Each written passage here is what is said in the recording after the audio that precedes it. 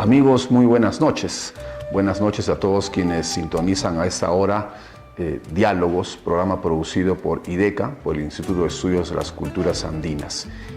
Diálogos es un programa que sale todos los martes a esta hora, 8 de la noche, de 8 a 9, y que lo que busca es propiciar, promover la reflexión crítica sobre temas de pluralidad, de colonialidad, todo con vistas a alcanzar un diálogo intercultural, una sociedad intercultural.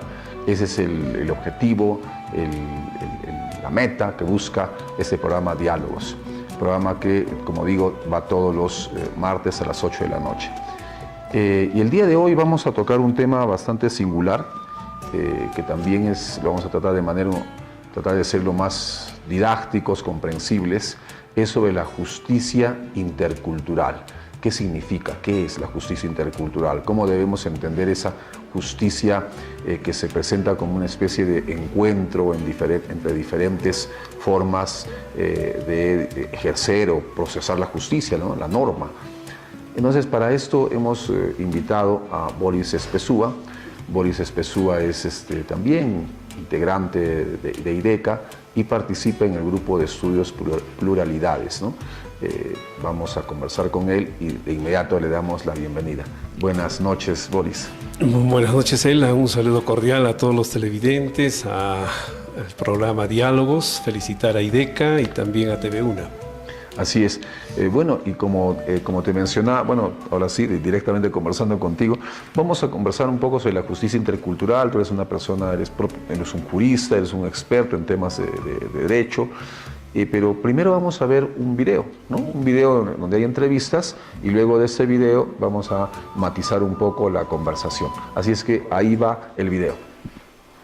Año 2012 salió una resolución, la 499, que aprueba la hoja de ruta de la justicia intercultural, la necesidad de desarrollar y consolidar un sistema de justicia intercultural en el Perú y que debe tener especial cuidado en no limitar derechos constitucionales, no se debe afectar prácticas originarias o propias y también debemos de propender para avalar niveles o ideologías de subordinación.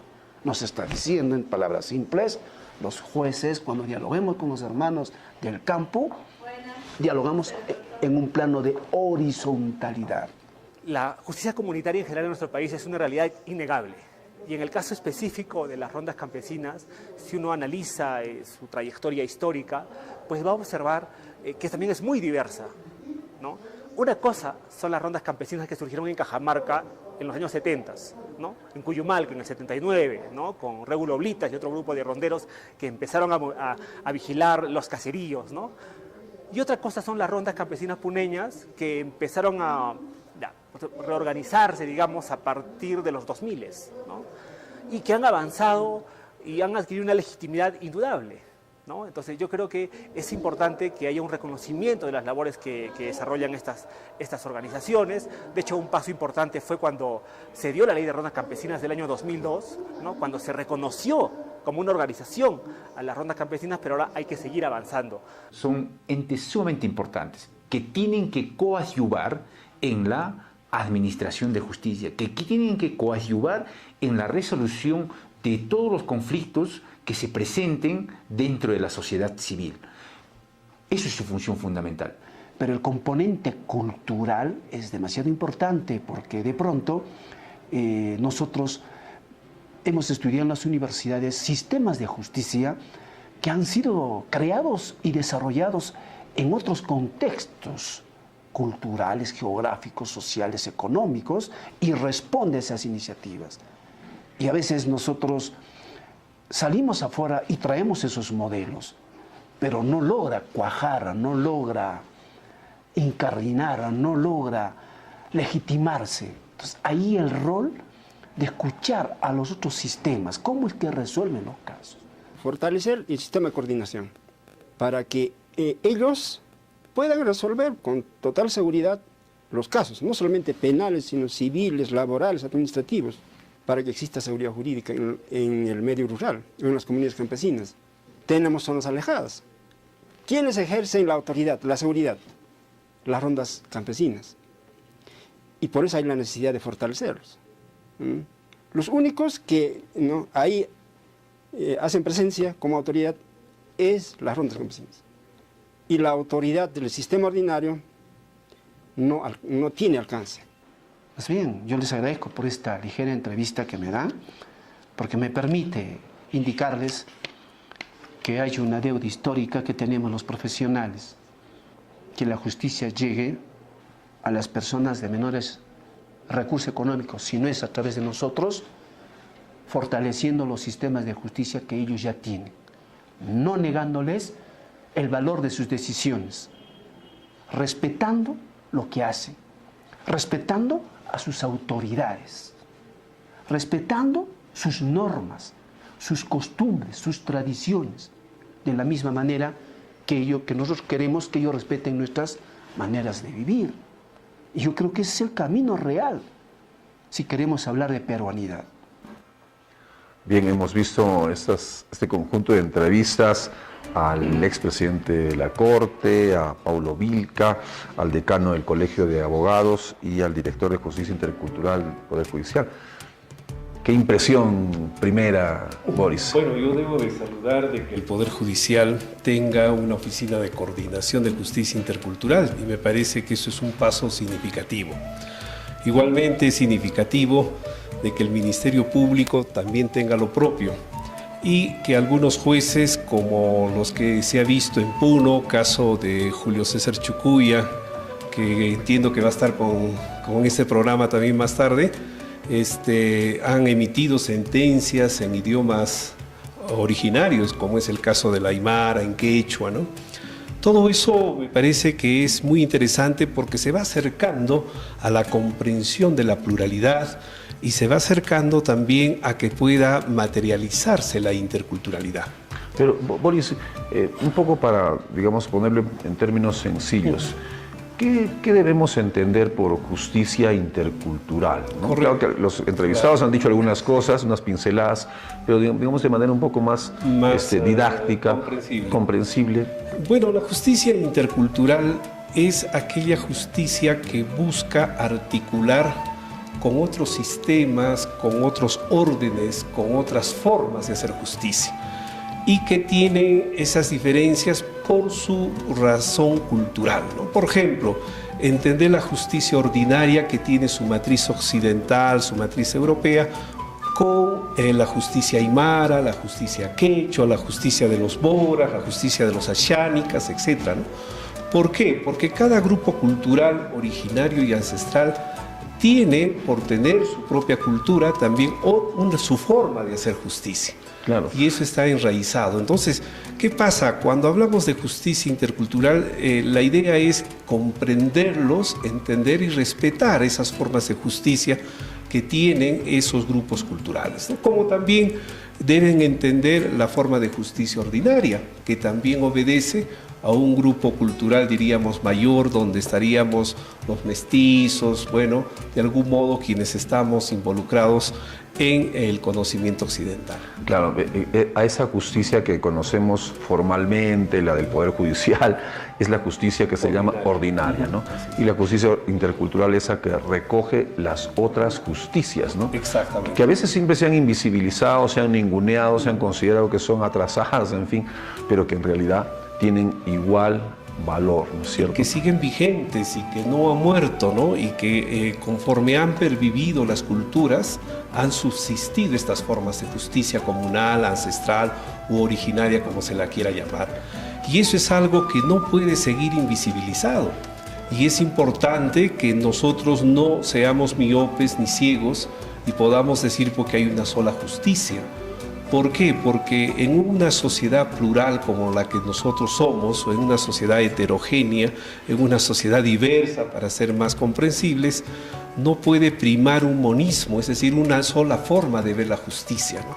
Eso sería como desconocer, como excluirlos de manera radical a las otras culturas y a sus formas de justicia. Así es. Y eso de las otras culturas y cómo se engarza con la justicia, vamos a verlo luego de la pausa comercial. Así es que vamos a una pausa comercial y seguimos conversando de justicia intercultural con Boris Espesura.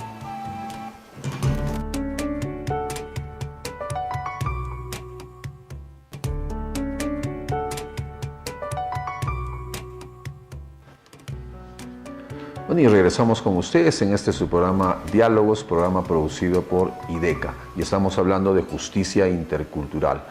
Y quien nos acompaña es Boris Espesúa, un destacado profesional del campo de las ciencias jurídicas, que nos está acompañando para aclarar un poco esto de la justicia intercultural.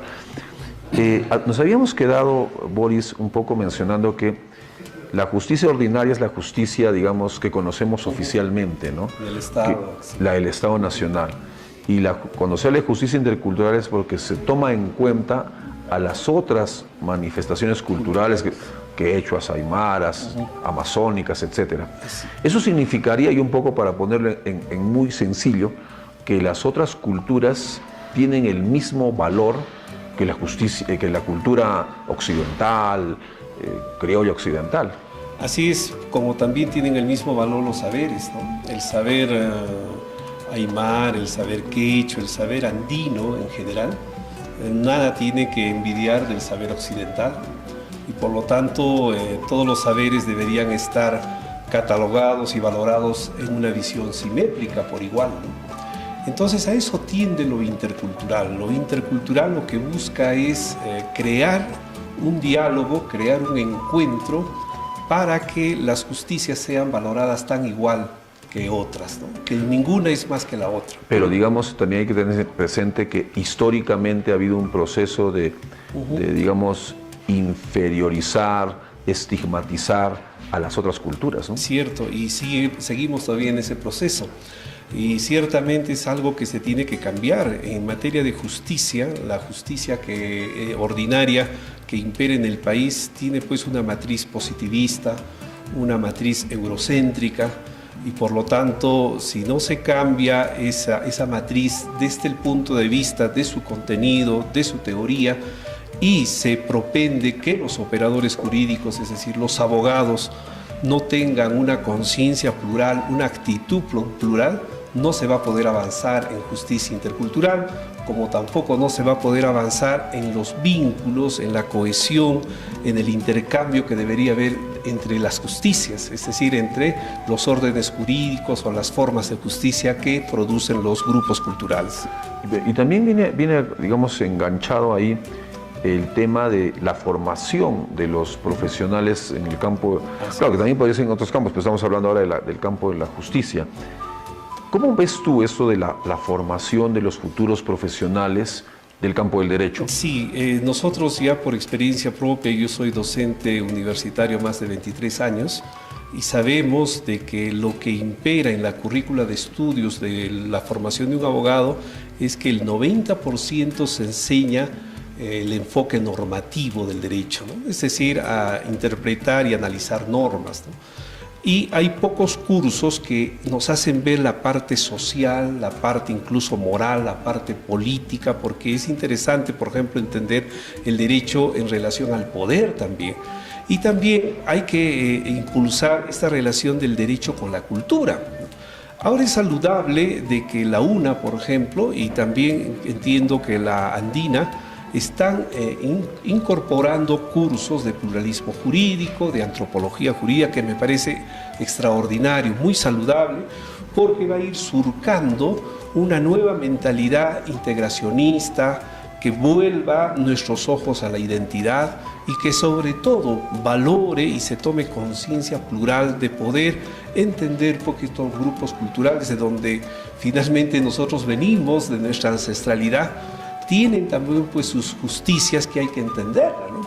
De modo tal que el abogado de ahora debería no solamente prepararse para la justicia ordinaria, sino también para una justicia intercultural.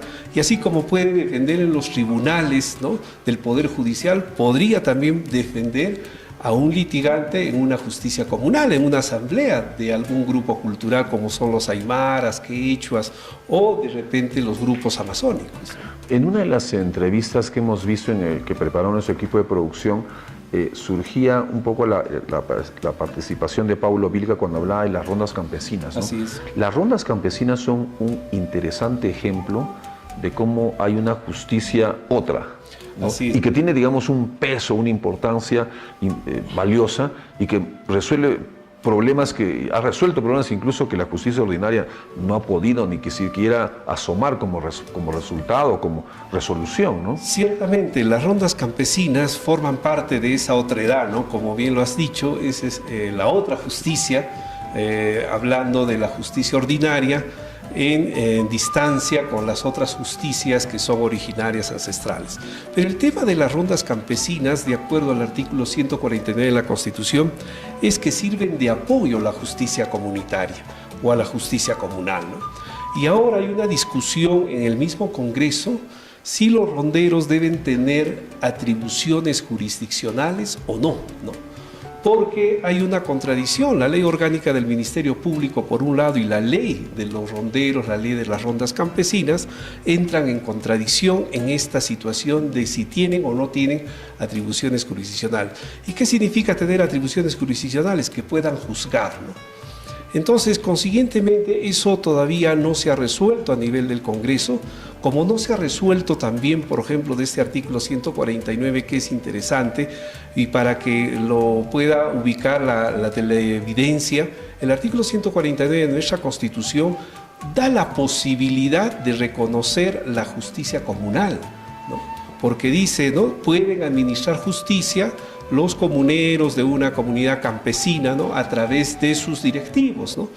Pero ahí hay una cuestión que se traba, hay una valla, un obstáculo, y es de que habla de una ley de coordinación que no existe, ¿no? Se dice, o sea, ¿no?, como que no está reglamentado. Que no está reglamentado y que no está vinculado a la justicia ordinaria, porque qué bueno sería de que la justicia comunal estaría articulada a la justicia ordinaria y que puedan, digamos, estas justicias confluir, ¿no? Pero lo separa, genera una brecha, este vacío de que no existe una ley de coordinación. Pero esa coordinación que tú dices entre la justicia ordinaria y la justicia comunal, por ejemplo, en Bolivia sí existe. Existe porque en Bolivia en su constitución tienen dos sistemas. El Reconocen. sistema originario, así es, están reconocidos, y el sistema ordinario. Entonces allí ya está establecido desde el orden constitucional, desde la estructuración misma del Estado, estas dos justicias, ¿no? Eso es lo que no tenemos en nuestro país, es decir, no tenemos un precepto legal muy claro que posibilite eso, ¿no? Pero yo quería aprovechar este espacio, Elan, para también decirte de que no basta cambiar la justicia y que sea intercultural. Necesitamos a la par tener un Estado intercultural. Necesitamos a la par tener una política intercultural, una salud intercultural, es decir, la interculturalidad tiene que ser un factor que cruce todos estos tipos de estamentos. O sea, hacia una sociedad intercultural. Así es, deberíamos ser nosotros, por ser una sociedad diversa, heterogénea, un mosaico, deberíamos de ser una sociedad intercultural, una sociedad con conciencia plural, integracionista. Claro, o sea, un poco que podemos ir cerrando la idea de que no basta es hablar de justicia intercultural, sino es, digamos, cruza o es transversal, como a veces esa palabra se utiliza mucho, sí, que sea transversal a las otras dimensiones de la vida social, ¿no? Así es. Estado, salud, educación. Y eso es lo que se ha hecho en Bolivia y también se ha hecho en Ecuador, donde los funcionarios del Estado, por esta cuestión de que ya de la Constitución es plurinacional, están obligados a tener que aprender idiomas aborígenes, idiomas originarios. Y si no lo aprenden, de algún modo es una falla, es un demérito para estos señores. Esto es ya una forma de que se busque esta interculturalidad de facto, de hecho, y que me parece a mí que es algo muy importante en sociedades tan diversas como la nuestra, ¿no? Así es. Bien. De esta manera llegamos al punto final de la conversación con Boris. Ha sido simplemente una introducción, una mirada general. Creo que esos temas consideramos que deben seguirse tratando y darle la debida importancia, ¿no? Darle su lugar, ¿no?, en la sociedad, ponerlos en la agenda pública, en la agenda de discusión, en la discusión en las universidades, en las organizaciones sociales, temas que son importantes, como bien, para cerrar, y cierro con lo que dijo Boris, ¿no?, hacia una sociedad en general intercultural, ¿no? Muchas gracias a Boris Espezúa por su presencia y inmediatamente hacemos nuestra pausa comercial y seguimos con nuestro tema de justicia justicia intercultural, pero tenemos a nuestro invitado, el juez penal Julio Chucuya, que va a estar con nosotros y vamos a conversar también, y hay una cosa más práctica, más casuística sobre la justicia intercultural. Una pausa y retornamos.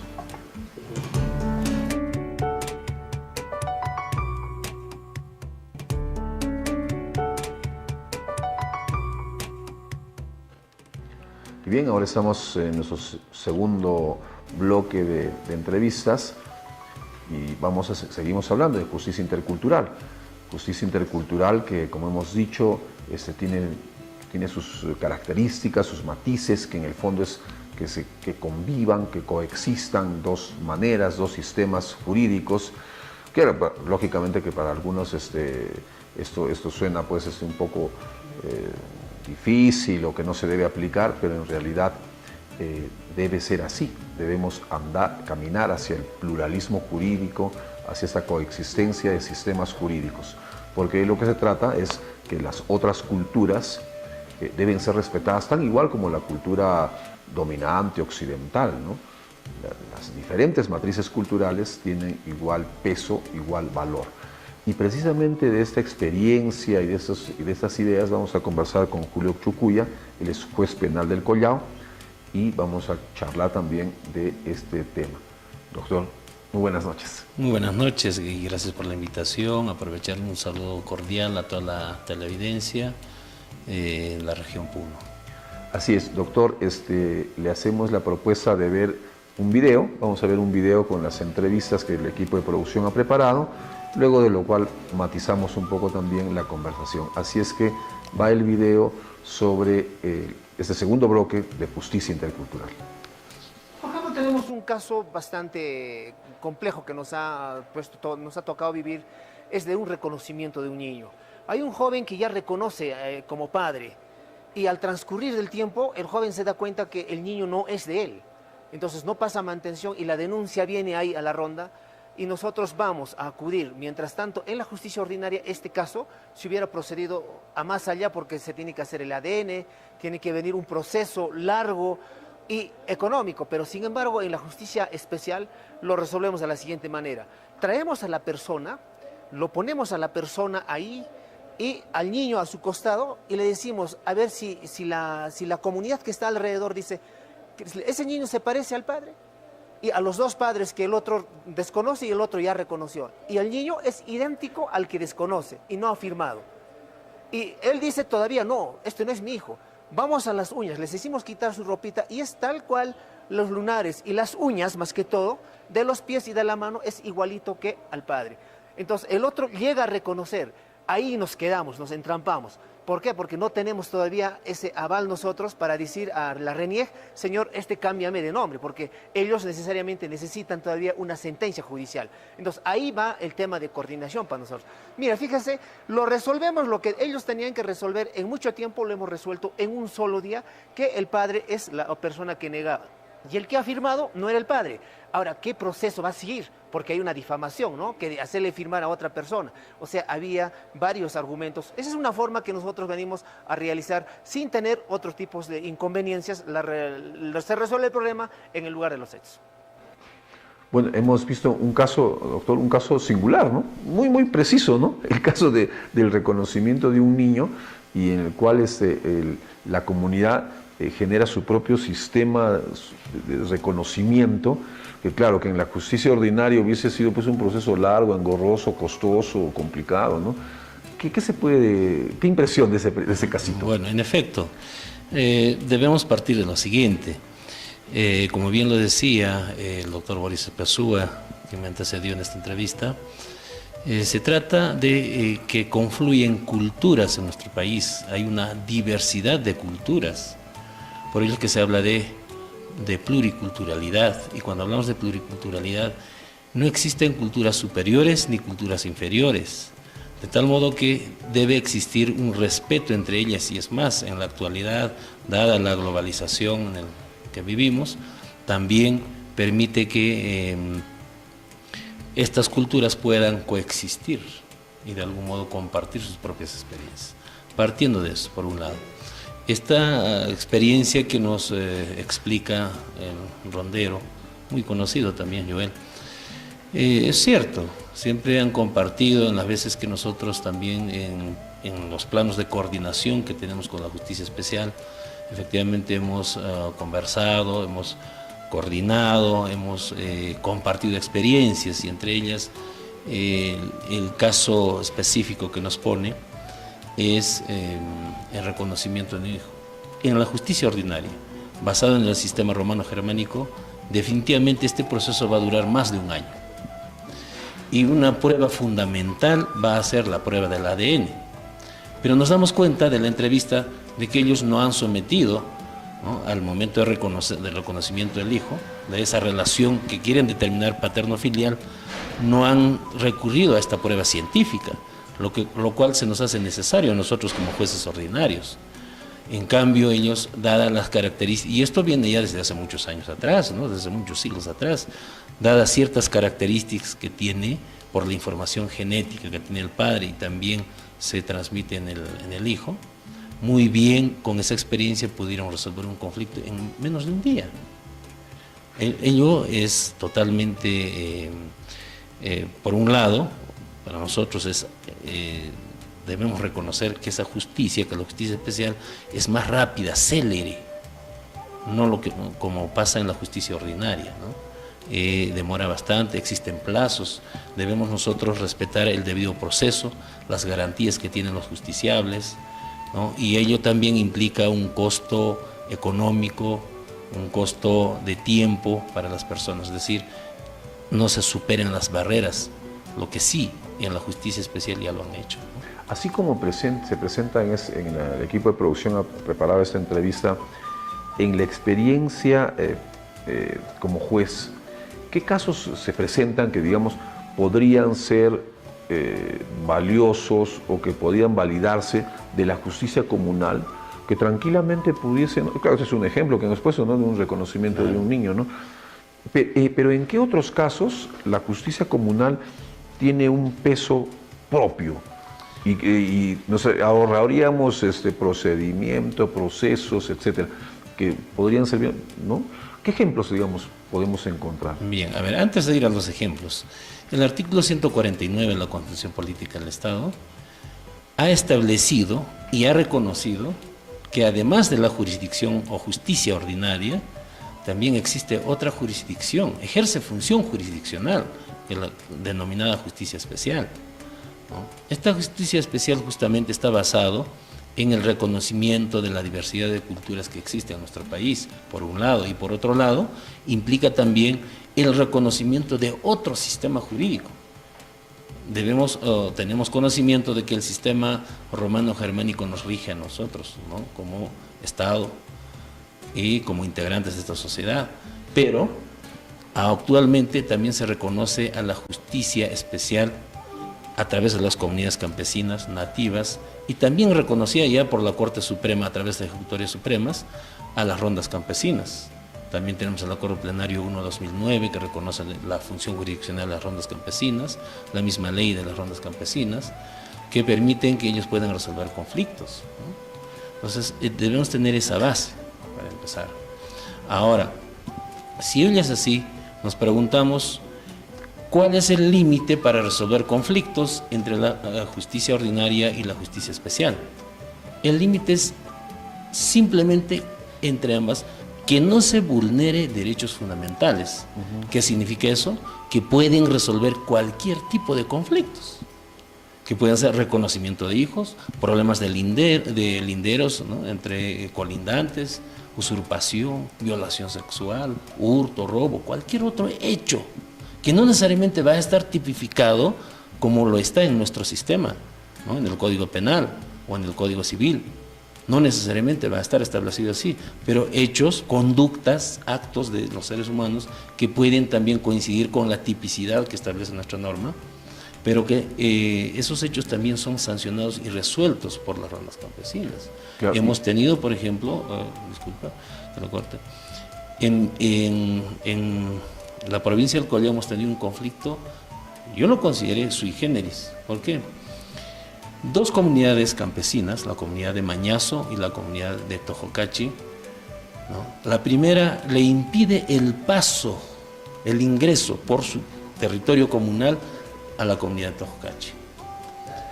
Desde el punto de vista del romano germánico, desde el punto de vista de nuestro sistema ordinario, el presidente de la comunidad y los comuneros que hayan impedido el tránsito, hayan vulnerado la libertad de tránsito para los comuneros de la comunidad de Tojocachi, obviamente constituye delito, ¿no? Obstrucción de vías públicas.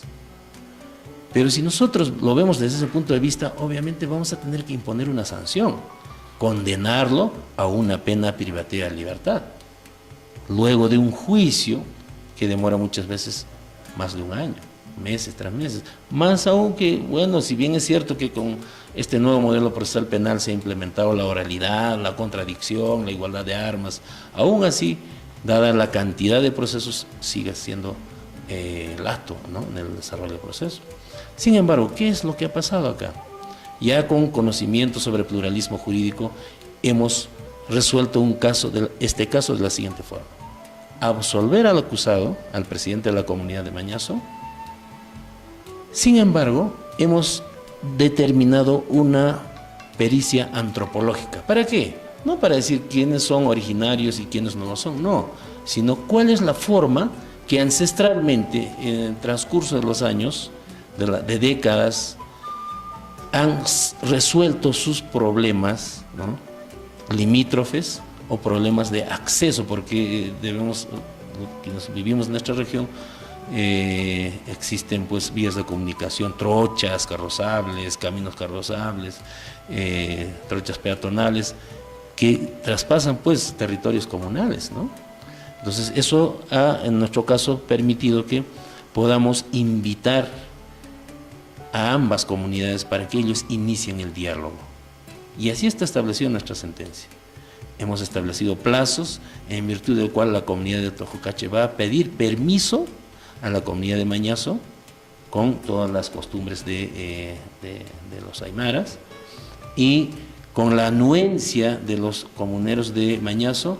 Ahora se va a aperturar el día 20 de este mes el camino que había sido bloqueado con enormes piedras o rocas, ¿no?, que impedían el paso hacia la comunidad, ¿eh? Entonces ahí tenemos un caso muy específico. Y me hace ver en base a un principio tan moral, tan ético, del respeto, ¿no? Así es. Ahí ha funcionado mucho el respeto entre comunidades y, como bien se dice, tomando en cuenta, digamos, esa resolución de conflictos que ancestralmente ya se tiene, ¿no?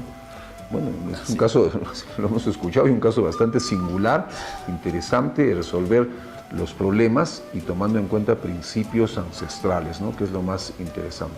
Bien, vamos a seguir conversando, el tema está bastante valioso, interesante, seguir conversando de justicia intercultural. Hacemos una pausa comercial y seguimos conversando de este importantísimo tema.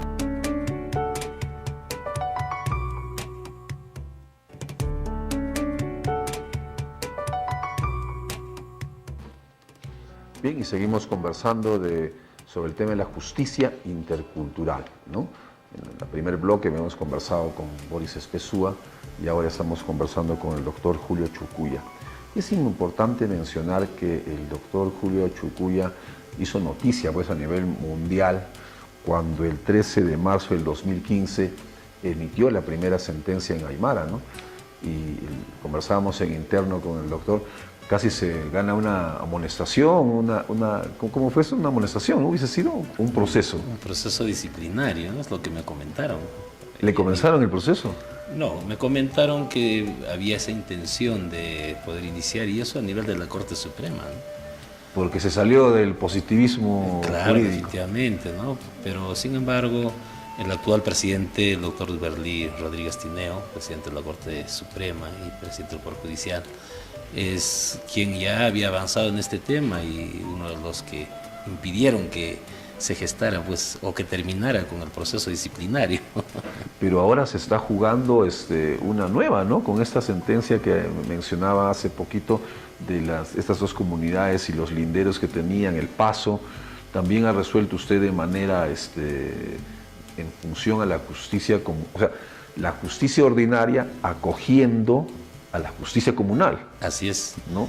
es que debemos tener en cuenta el principio contenido en el convenio 169 de la OIT, la libre determinación o autodeterminación de los pueblos originarios. Entonces, ello implica de que tenemos normas supranacionales que debemos respetar y los jueces estamos en la obligación de observarlas, ¿no? Ello ha permitido entonces sacar una sentencia que pueda finalmente resolver un conflicto, porque si hubiera condenado al acusado de la comunidad antes indicada, el conflicto se hubiera empeorado, ¿no? Entonces, son cosas que en realidad eso también conversábamos de que el tema es un tema que en el fondo es nuevo, pero también muy en el fondo es un tema viejo, ¿no? Así es. ¿Cómo es eso? Bueno, decimos un tema viejo porque desde que se formaron grupos sociales, culturas, siempre han tenido conflictos, y los conflictos siempre se han resuelto de diversas formas. No siempre ha sido el único el sistema romano-germánico que está basado en el positivismo jurídico, lo escritural, o basado en el common law o jurisprudencial, ¿no es cierto?, el sistema anglosajón, sino existen otros sistemas, como es el sistema basado en el derecho consuetudinario, que en base a sus costumbres, sus usos, con normas propias, con su propia organización, ellos también han resuelto conflictos, ¿no? Y ello desde siempre, desde que existe el ser humano, siempre ha habido. Y decimos tema nuevo, ¿por qué? Porque si bien es cierto que en el año 93, en la Constitución Política del Estado, se incorpora justamente este sistema jurídico basado en el derecho consuetudinario, permite también ahora que se pueda resolver, ¿no?, conflictos a través de las comunidades. Entonces ahí hablamos de pluralismo jurídico, como si fuera un tema nuevo, cuando en realidad es antiguo, ¿no? Entonces decimos relativamente nuevo, pero totalmente antiguo. Es una paradoja, ¿no? Así es. Estemos hablando de justicia intercultural, pluralismo jurídico ahora, de algo que en realidad ancestralmente inclusive es anterior a este mismo ordenamiento jurídico positivista, o como ustedes le llaman, romano-germánico, ¿no? O sea, digamos, del Imperio Romano y de toda la influencia europea, ¿no? En efecto. Pero es cierto, ¿no? O sea, lleva esa paradoja. Y lo bueno es de que jueces como usted están propiciando ese cambio, ¿no? Y hablando un poco de eso del cambio, ¿qué ve a futuro, ¿no? Un poco ya para finalizar la entrevista y el programa, ¿qué es lo que ve usted al futuro, ¿no? Con esta forma de encarar la justicia de manera intercultural? Bien, lo primero que debemos hacer es entender todos los operadores jurídicos, jueces, fiscales, abogados, tanto en la defensa pública y defensa privada, y la sociedad en general, de que coexisten en nuestro país dos sistemas jurídicos. No solamente el sistema ordinario basado en el sistema positivista, ¿no?, positivizado en normas, sino también el sistema basado en el derecho consuetudinario.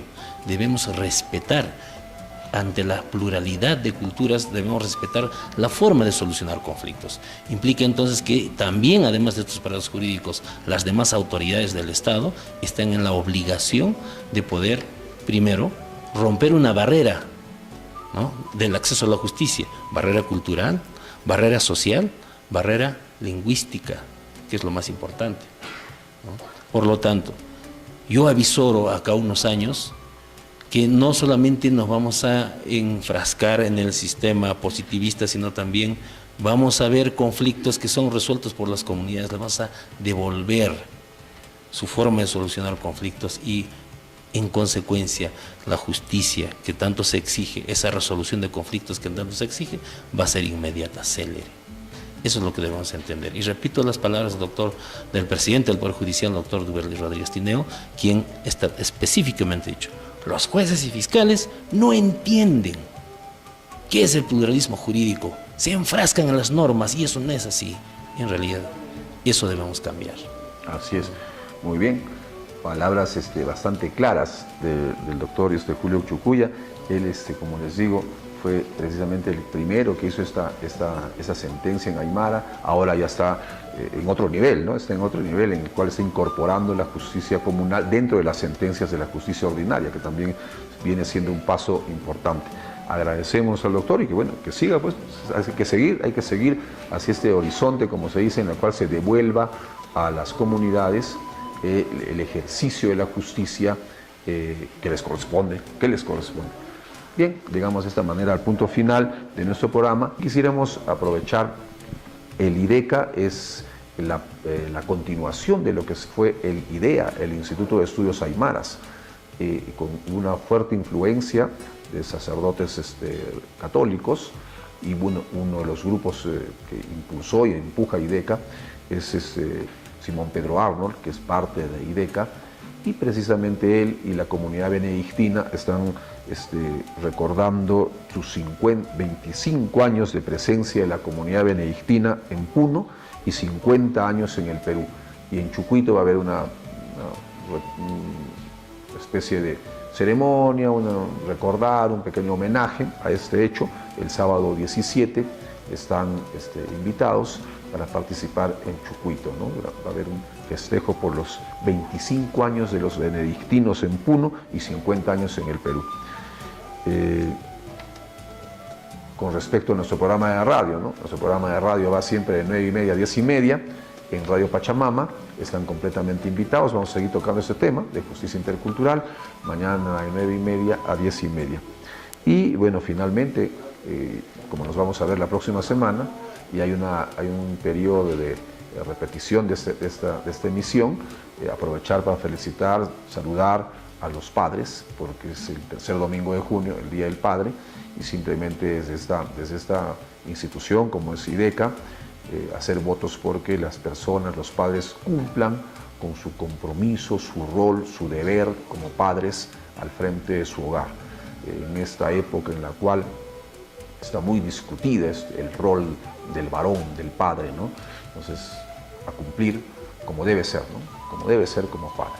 Bien, de esta manera llegamos a nuestro punto final y nos vemos el próximo martes a las 8 de la noche. Hasta entonces. Queda muy corto.